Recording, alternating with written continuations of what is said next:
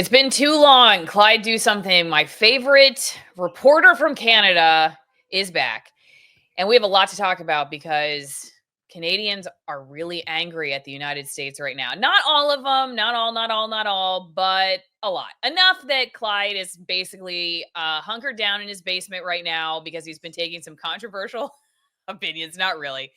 But we're going to talk about all kinds of things, from how Trudeau has been using this trade war with the US to come back into the center of attention with Canadians and boost his position among them, even though he had gone out. We thought we had heard the last maybe of Justin Trudeau, but no, we haven't. We're going to talk about the hockey game first, and then Clyde's going to tell us everything between that and fentanyl issues. So stick around.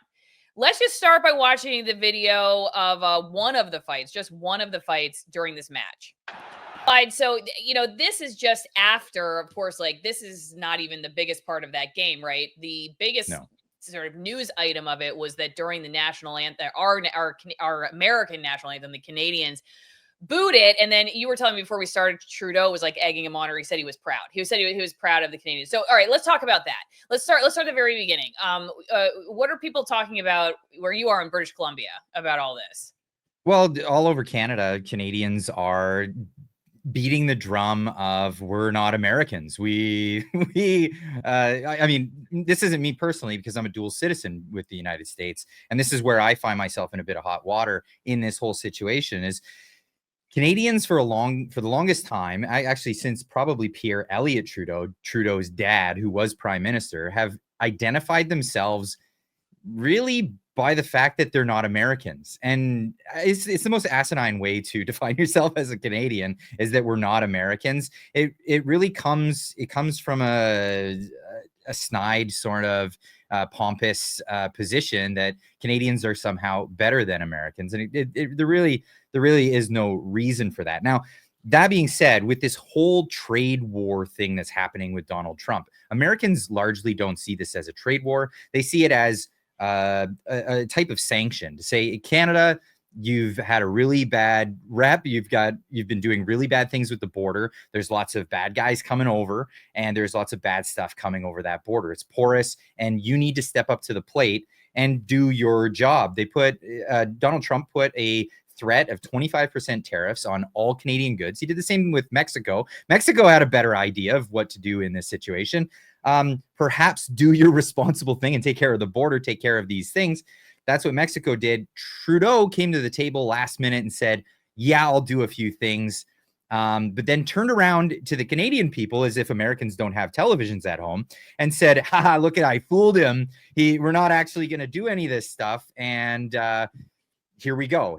Let's get into this trade war. And America is really trying to ruin our economy. And I'm the only guy between Donald Trump, big orange bad man, and the Canadian people and their jobs. This is where he's winning a lot of support back that he's lost, because he's the reason why our economy is in the tank as it is for the moment.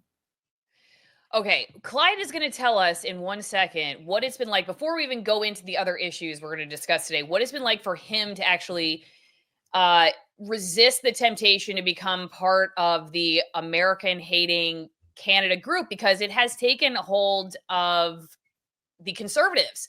It's not just it's not following like your maybe pre-COVID political delineated lines. Things are kind of blurry. And so anyway, Clyde's gonna tell us, like, what is it like to say, hey, let's talk about this from a different perspective. I'm alternative media. I can do that. You don't have to watch what you're getting on Canadian broadcast. But before we do that, don't forget to go to your greenpasture.org, promo code Allison. Okay. This is really not a supplement. It's a food item. It is a fermented cod liver oil mixed with a concentrated butter oil blend. So it's got vitamin D and a bunch of other vitamins that synergistically work together for the best absorption to help your teeth. Me personally, I've been taking it for over a decade. I used to get cavities all the time. I would go to the dentist every 6 months, like they tell you you're supposed to, and I would still have cavities all the time. I started taking this product. One time I went 3 years without going to the dentist. I thought for sure I'm going to have cavities. And nope, I had no cavities. And they remarked at how amazing my gums looked, but they did not ask me what I was doing. So anyway, it is formulated the way that Dr. Weston Price, who is the biological dentist, turn of the century, started noticing all of his patients because of industrialized food were getting a lot of cavities. He spent his lifetime really studying indigenous cultures, people who did not have dental care, but ate very close to the source of their food and had no cavities. This is basically the idea he came up with. So go check it out, greenpasture.org, promo code Allison, you get 10% off. They've got a lot of other great products, natural products for all kinds of things, but this is what we take, and I cannot recommend it highly enough. Okay, so Clyde, you were just talking about your perspective on this trade war. We could go into that more, but before we even do that, I want to ask you what it's been like, as this animosity has been mounting, to be somebody who's not getting into that. You're sort of presenting a different perspective on all of that, and it sounds like it's not that easy actually. That people might think, well, people like Clyde, he's got a huge audience. It developed during COVID when Canada became this kind of, I don't know, lockdown country where freedom of information and freedom of choice seemed to be taken away from people, and they were looking for alternative news sources, and so they would welcome somebody like you to give an alternative perspective on this. But it sounds like it's actually been quite difficult to do that in this particular moment. Well, I think it's culturally embedded in Canadian culture that we're not Americans, and there's this it's almost a knee-jerk reaction. And I think Trudeau is really just driving on this because Donald Trump's driving a hard bargain. He's not behaving like a typical politician. He's behaving like a businessman who's putting basically everyone he's negotiating with, he's pushing them into the corner as much as possible with this joke of, becoming the 51st state, the joke of calling Justin Trudeau the governor of the great state of Canada. It's all a joke, and it's all really meant to push Canada into a corner and then have to backtrack and then try to negotiate from that stance. Now, Canada, in response to this, is coming to the table saying, well, we're gonna respond with tariffs in kind, right?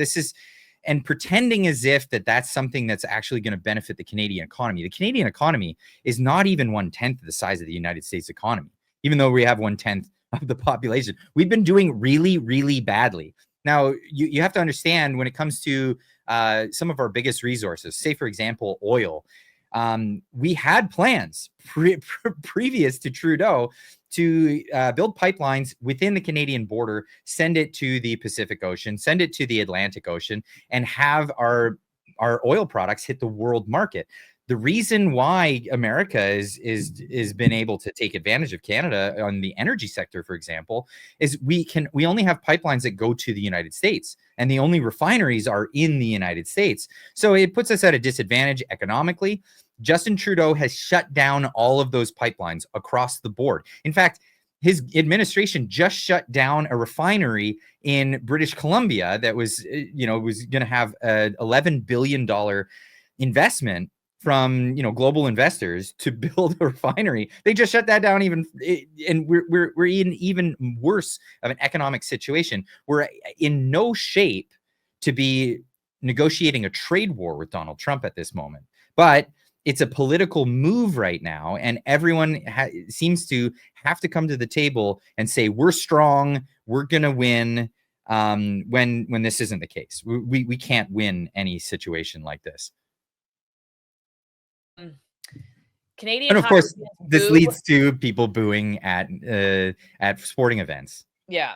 Okay, so Canadian hockey fans boo their future national anthem from the Babylon Bee. Yeah, I mean, it's who knows? Like, it's people in the chat on Locals, for instance, are saying that a lot of this is hyperbole and rhetoric to encourage. It's a joke. Yeah, I mean, well, obviously the Babylon Bee is, but what's coming out of Trump's mouth? Who is this rhetoric for like a chess game?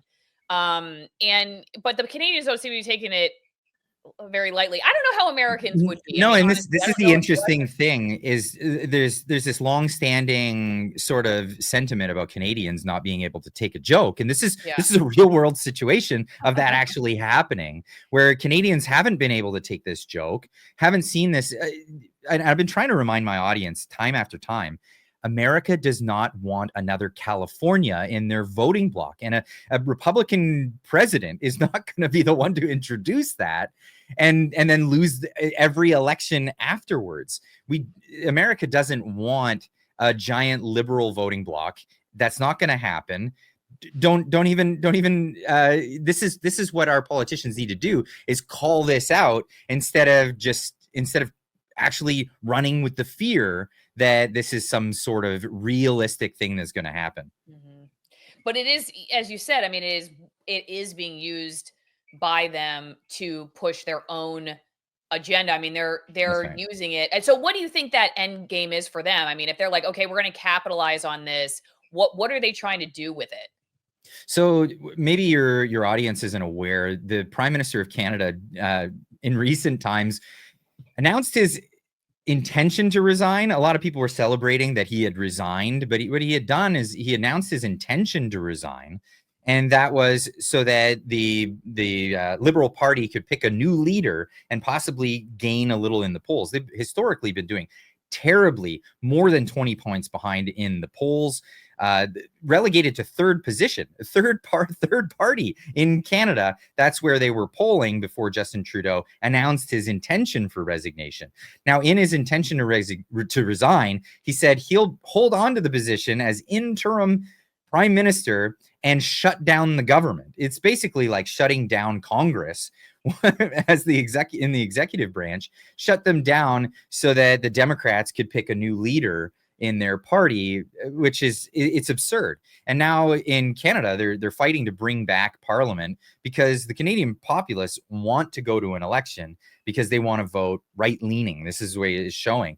Now they're using this opportunity to try to muster up new support for the Liberal Party, whether Trudeau stays in or not. It looks like it's going to be the former governor of the Bank of Canada, Mark Carney, who might be the next leader installed in the Liberal Party moving forward. So that's where we're at there. Okay, let's watch this real fast. I would love to see Canada be the 51st state. The Canadian citizens, if that happened, would get a very big tax cut, tremendous tax cut, because they're very highly taxed. And you wouldn't have to worry about military. You wouldn't have to worry about many of the things. You'd have better health coverage. You'd have much better health coverage. So I think the people of Canada would like it, if it's explained. Okay, so this is from CTV. Tell me about the media. How has the media worked into all of this? During COVID, there was real alignment between the political class and the media. There was very little pushback on the politicians and using it to their advantage. How do you see similarities or differences in this case? Well, it's very similar. I mean, the Canadian media hasn't waned from supporting the Liberals the entire way across the board. There may be some outlier voices within perhaps the CTV, some within the Globe and Mail, but the government pays the media in Canada. This is something that needs to be understood. You could only compare it probably to Pravda in the USSR. The CTV or CBC, sorry, is a wing of the Liberal Party. For all intents and purposes, they're paid to the tune of $1.4 billion per year to spout talking points from the Liberal Party. Then on top of that, there's subsidies, massive subsidies that goes out to all of the other players in the mainstream media. So of course, they don't want to bite the hand that feeds them. They just go straight to the talking points of the Liberal Party. You're in Canada, you are really nervous about becoming part of the United States, then I don't actually think you can get Allison Wine promo internationally. So maybe this isn't for you. But if you want to send your favorite Canadians some wine because they're feeling really depressed about all this and you think that, hey, they're a wino, they're a whiner, be a wino. You're whining about this, you can have a glass of wine, a very good glass of wine, and support free speech at the same time. You get 6 bottles of wine every 3 months. So you will always have a bottle of wine for whatever party you're going to, where you're going to argue with people over any particular Trump issue. And they're all selected for the kind of wines that I like, which is like very clean products. Okay. They're grown. The grapes are grown in very remote parts of the world. Some of them between 6,000 and 9,000 feet in elevation. The winemaking, processes have been in families for, in some cases, 5 or 6 generations, over 200 years. So they are just products you really can't get anywhere else. Highly limited edition, probably wouldn't even be in the United States if it weren't for the Allison Wine Club. Well, Bonner Wine, but of which the Allison Wine Club is a part of. So go to AllisonWinePromo.com.